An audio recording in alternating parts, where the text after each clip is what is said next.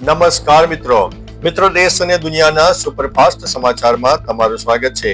બાંગ્લાદેશમાં વધુ એક હિન્દુની હત્યા। બાંગ્લાદેશના મેમનસિંગમાં ગાર્મેન્ટ ફેક્ટરીમાં ફરજ બજાવતા હિન્દુ સુરક્ષા કર્મી બજેન્દ્ર બિસ્વાસની તેના સાથીદારો નોમાન મિયાએ ગોળી મારીને હત્યા કરી નાખી। છેલ્લા 12 દિવસમાં હિન્દુઓની હત્યાની આ ત્રીજી ઘટના બની છે, જેનાથી લઘુમતીઓમાં ફફડાટ છે। આરોપીએ મજાકમાં ગોળી ચલાવી હોવાનો દાવો કર્યો છે, પરંતુ સ્થાનિક હિન્દુ સંગઠનોએ તેને સુનિયોજિત આ કાવતરું ગણાવ્યું છે। પોલીસે આરોપીની ધરપકડ કરી લીધી છે। અન્ય મહત્વના સમાચારની વાત કરીએ તો ગુજરાતમાં નવું વર્ષ ઉજવવા માટેના 15 શ્રેષ્ઠ સ્થળો। નવા વર્ષ 2026ની ઉજવણી માટે ગુજરાતમાં પ્રવાસન વિભાગે 15 શ્રેષ્ઠ પ્રવાસન સ્થળોની યાદી જાહેર કરી છે। કચ્છનું સફેદ રણ, statue of unity, Gir Somnath અને સાપુતારા જેવા સ્થળો પ્રવાસીઓ માટે મુખ્ય આકર્ષણનું કેન્દ્ર બન્યા છે।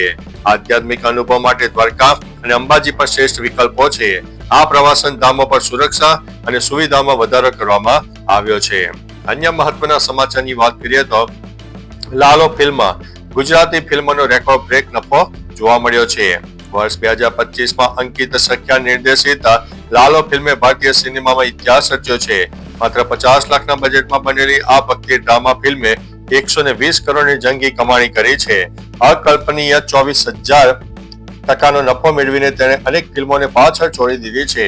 કોઈ મોટા સુપરસ્ટાર વગર આ ફિલ્મ સૌથી વધુ નફો કરનાર ભારતીય ફિલ્મ બની ગઈ છે, જેણે હોલિવૂડના નફાના રેશિયાને પણ માત આપી દીધી છે। અન્ય મહત્વના સમાચારની વાત કરીએ તો આદિવાસી પદયાત્રા, ડીવાયએસપી અને એમએલએ સામસામે। જાતિના દાખલા મુદ્દે ધારાસભ્ય કાંતિ ખરાડીની આગેવાનીમાં નીકળેલી આદિવાસી પદયાત્રામાં ઘર્ષણ સર્જાયું હતું। સિદ્ધપુરમાં પોલીસે મંજૂરી વગર યાત્રા આગળ વધતી અટકાવવા ડીવાયએસપી અને આગેવાનો વચ્ચે ઉગ્ર રકઝક કરી। ડીવાયએસપીએ પરવાનગી વગર આગળ ન વધવા દેવાની ચેતવણી આપી છે। હાલ એમએલએ સહિત 50 લોકો ખણોદરમાં ધરણા માટે બેઠા છે। મંજૂરી નહીં મળે ત્યાં સુધી લડત ચાલુ રાખવાની ચીમકી આપી છે। અન્ય મહત્વના સમાચારની વાત કરીએ તો મોટો દાવો, ભારત અને પાકિસ્તાન વચ્ચે થશે યુદ્ધ। અમેરિકી થિંક ટેન્ક CFAના અહેવાલ મુજબ 2026માં ભારત અને પાકિસ્તાન વચ્ચે યુદ્ધ થવાની શક્યતા છે। કાશ્મીરમાં વધતી આતંકવાદી પ્રવૃત્તિઓ આ સંઘર્ષનું મુખ્ય કારણ બની શકે છે। ભારતે તાજેતરમાં 80 કરોડના રક્ષા સોદાને મંજૂરી આપી છે, જ્યારે પાકિસ્તાન ચીન અને તુર્કી પાસેથી ડ્રોન ખરીદી રહ્યું છે। સરહદ પર 30થી વધુ આતંકીઓ સક્રિય હોવાના અહેવાલો વચ્ચે બંને દેશોએ હથિયારોની ખરીદી તેજ કરી છે। અન્ય મહત્વના સમાચારની વાત કરીએ તો દેશમાં એટીએમની સંખ્યામાં ઝડપી ઘટાડો। આરબીઆઈના અહેવાલ મુજબ દેશમાં એટીએમની સંખ્યામાં સતત ઘટાડો થઈ રહ્યો છે, જ્યારે બેંકોની નવી શાખાઓ વધી રહી છે। માત્ર એક વર્ષમાં આશરે 3,000 એટીએમ બંધ થયા છે, જેનું મુખ્ય કારણ ડિજિટલ પેમેન્ટનો વધતો વ્યાપ છે। માર્ચ 2024માં 2,53,417 એટીએમ કાર્યરત હતા, જે માર્ચ 2025 સુધીમાં ઘટીને 2,51,057 થઈ ગયા છે। રોકડ વ્યવહારો ઘટતા અને ઓનલાઈન ટ્રાન્ઝેક્શન વધતા બેંકો હવે ફિઝિકલ એટીએમ મશીનોમાં કાપ મૂકી રહી છે। અન્ય મહત્વના સમાચારની વાત કરીએ તો બાપરે 222 કરોડનું વીજળી બિલ। ગ્રેટર નોઈડાના રહેવાસી બિપિન યાદવને વીજ કંપની વિભાગે 222 કરોડનું વીજ બિલ મોકલી આપતા પરિવાર સ્તબ્ધ થઈ ગયો છે। 1,000 ચોરસ મીટરના પ્લોટ પર 25 કિલોવોટના વ્યવસાયિક કનેક્શન માટે માત્ર 7 મહિનાનું આટલું માતબર બિલ જોઈને ગ્રાહકના હોશ ઉડી ગયા। જોકે એક્ઝિક્યુટિવ એન્જિનિયર શિવમ ત્રિપાઠીએ સ્પષ્ટતા કરી છે કે ટેકનિકલ ખામીને કારણે ભૂલ થઈ છે। ટૂંક સમયમાં નવું બિલ આપવાની ખાતરી આપી છે। અન્ય મહત્વના સમાચારની વાત કરીએ તો ફરી અમેરિકા ઈરાન ઉપર મોટો હુમલો કરશે। અમેરિકી રાષ્ટ્રપતિ ડોનાલ્ડ ટ્રમ્પે ઈરાનને કડક ચેતવણી આપી છે કે જો તે પરમાણુ કાર્યક્રમ શરૂ કરશે તો અમેરિકા ફરીથી મોટો હુમલો કરશે। ઇઝરાયેલના પીએમ નેતન્યાહુ સાથે મુલાકાત બાદ ટ્રમ્પે કહ્યું છે કે ઈરાન પર અગાઉના હુમલા કરતા પણ ભયાનક પરિણામ આવશે। આ ઉપરાંત તેમણે હમાસને પણ અલ્ટિમેટમ આપ્યું છે, જો કે તેઓ ટૂંક સમયમાં શસ્ત્રો નહીં હેઠા મૂકે તો તેમણે ભારે કિંમત ચૂકવવી પડશે। અન્ય મહત્વના સમાચારની વાત કરીએ તો આજે છેલ્લો દિવસ, ઉતાવળ કરજો। નાણાકીય વર્ષ 2025-26 માટે રિવાઇઝ અથવા તો વિલંબિત આઈટીઆઈ ફાઇલ કરવાનો આજે 31 ડિસેમ્બર છેલ્લો દિવસ છે। હજુ પણ 70 લાખથી વધુ કરદાતાઓના રિટર્ન પેન્ડિંગ છે। જો તમે પણ આ ડેડલાઇન ચૂકશો તો તમે અપડેટેડ રિટર્ન ભરતી વખતે 25% થી લઈને 70% સુધીનો ટેક્સ અને દંડ ભરવો પડી શકે છે। આજ પછી સ્વૈચ્છિક સુધારાનો વિકલ્પ બંધ થઈ જશે, જેનાથી રિફંડ મેળવવામાં મુશ્કેલી સર્જાઈ શકે છે।